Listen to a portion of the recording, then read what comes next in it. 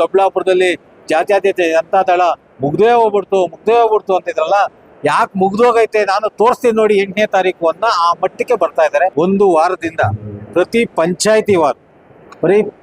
ಪಂಚಾಯತಿವಾರು ಪ್ರತಿ ಹಳ್ಳಿ ಬೂತಲ್ಲಿ ಇಬ್ಬಿಬ್ಬರನ್ನ ಕರೆದು ಅವ್ರಿಗೇನು ಜನ ಕರ್ಕೊಂಡ್ಬರ್ಬೇಕಂತ ವ್ಯವಸ್ಥೆ ಮಾಡಬೇಕು, ಬಸ್ ವ್ಯವಸ್ಥೆ ಬೇಕು, ಊಟದ ವ್ಯವಸ್ಥೆ ಬೇಕು, ಎಲ್ಲಾ ರೀತಿಯಾದ ಅನುಕೂಲ ಮಾಡಿ ನಮ್ಮ ಪಕ್ಷದ ಮೇಲೆ ಅಭಿಮಾನ ಇರುವಂಥವ್ರು, ಪಾಪ ಬರೋದಕ್ಕೆ ಆಗದೆ ಇರುವಂಥವ್ರು, ಪಕ್ಷದ ಮೇಲೆ ಕುಮಾರಣ್ಣನ ಮೇಲೆ ನಿಖಿಲಣ್ಣನ ಮೇಲೆ ಅಭಿಮಾನ ಇರುವಂತ ಏನೋ ಕಷ್ಟಪಟ್ಟು ಕರ್ಕೊಂಡ್ಬಂದು ಅವರ ಸಮಾವೇಶನ ಅವರು ನಿಖಿಲಣ್ಣನ ನೋಡ್ಬೇಕು ಅನ್ನೋ ಆಸೆ ಪಡೋರ್ಗೋಸ್ಕರ ಸಮಾರಂಭ ಮಾಡ್ತಾ ಇದ್ರಿ.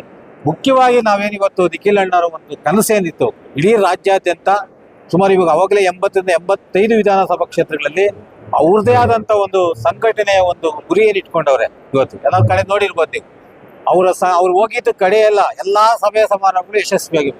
ಎಲ್ಲಿನೂ ಜನ ಇಲ್ಲಪ್ಪ, ಅಲ್ಲಿ ಎಲ್ಲೋ ಆಭಾಸ ಆಯ್ತು ಅನ್ನೋದು ಈ ಮೊನ್ನೆ ನೋಡಿದ್ರೆ ನೀವು ಸೇಡಮ್ಗೆ ಹೋಗಿದ್ದಾರೆ. ಇಲ್ಲಿಂದ ಗುಲ್ಬರ್ಗ ಸೇಡಮ್ ಅಲ್ಲಿ ಹೋಗಿ ಅಲ್ಲಿ ನಮ್ಮ ಪಕ್ಷಕ್ಕೆ ಸರಿಯಾದ ಇದೇ ಇರಲಿಲ್ಲ, ಅಲ್ಲಿ ಕೂಡ ಸುಮಾರು 10-15 ಜನ ಸೇರಿ ಅಲ್ಲಿ ಕಾರ್ಯಕ್ರಮನ ಯಶಸ್ವಿ ಮಾಡವ್ರೆ.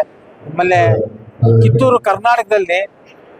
ಕರ್ನಾಟಕದಲ್ಲಿ ಅಲ್ಲಿ ನಮ್ಮ ಸುಮಾರು 5 ಜಿಲ್ಲೆಗಳಲ್ಲಿ ನಮ್ಮ ಪಕ್ಷಕ್ಕೆ ಒಂದು ಒಳ್ಳೆ ಇದಿಲ್ದಾಗ ಅಲ್ಲಿ ಜನರೊಂದಿಗೆ ಜನತಾದಳ ಸಮಾವೇಶ ಮಾಡಿ ಸುಮಾರು 2 ಲಕ್ಷ ಜನ ಸೇರಿ ಅಂತ ಸಮಾರಂಭನ ಮಾಡಿದ್ದಾರೆ.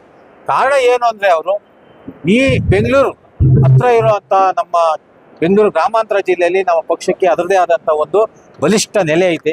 ಹಾಗಾಗಿ ದೊಡ್ಡಬಳ್ಳಾಪುರದಲ್ಲೂ ಇವಾಗೇನೋ ಕಳೆದ ಒಂದು 5-6 ವರ್ಷದಿಂದ ಏನ್ ದೊಡ್ಡಬಳ್ಳಾಪುರದಲ್ಲಿ ಜಾತ್ಯತೀತ ಜನತಾ ದಳ ಮುಗ್ದೇ ಹೋಗ್ಬಿಡ್ತು ಅಂತಿದ್ರಲ್ಲ, ಯಾಕೆ ಮುಗ್ದೋಗೈತೆ ನಾನು ತೋರಿಸ್ತೀನಿ ನೋಡಿ 8ನೇ ತಾರೀಕು ಅನ್ನೋ ಆ ಮಟ್ಟಕ್ಕೆ ಬರ್ತಾ ಇದ್ದಾರೆ. ಅದಕ್ಕೆ ಪೂರಕವಾಗಿ ಅವ್ರಿಗೆ ಯಾವ್ಯಾವ ರೀತಿ ಅವರು ಈ ನಮ್ಮ ದೊಡ್ಡಬಳ್ಳಾಪುರ ಕನಸನ್ನು ಏನ್ ಇಟ್ಕೊಂಡವ್ರೆ ಅದೆಲ್ಲ ನನಸು ಮಾಡಕ್ಕೆ ತಾಲೂಕು ಜನತಾದಳದ ವತಿಯಿಂದ ಅಧ್ಯಕ್ಷರು ಮೊದಲುಗೊಂಡು ಹಿರಿಯ ಮುಖಂಡರುಗಳನ್ನು ನಾನು ಮೊದಲುಗೊಂಡು ಸಕ್ರಿಯವಾಗಿ ತನ್ನು ಮನ ಧನ ಎಲ್ಲ ಅರ್ಪಿಸಿ ನಮ್ಮ ಪಕ್ಷಕ್ಕೆ ಏನ್ ಗೌರವ ಕೊಡ್ಬೇಕೋ ಅದು ಕೊಡಕ್ಕೆ ನಡೀತಿದೆ.